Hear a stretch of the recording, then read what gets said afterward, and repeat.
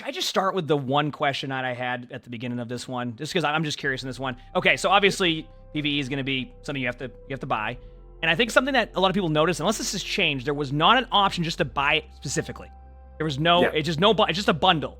Why Yep. is that? And is there plans to eventually have it be more standalone for PvE?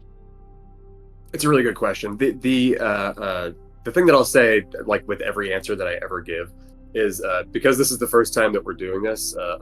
Like everything that we do in the future sort of hinges on the feedback that we get, what folks think. Like the way that we're structuring it now isn't necessarily the way that we'll do it forever.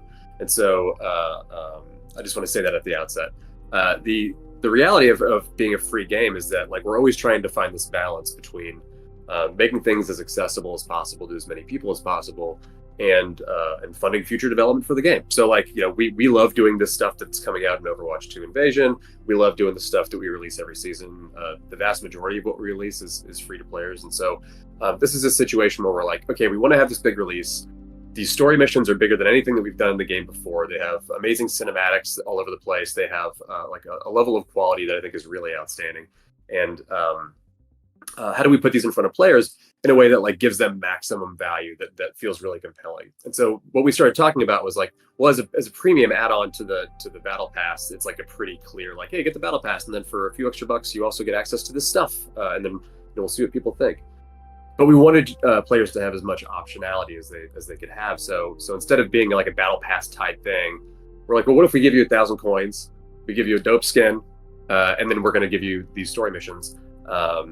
And so this is the first attempt at us doing something like this again. So feedback is welcome. It's not to say that we would never consider doing a standalone thing, or for future story missions, or like bundling everything up as one offering or whatever.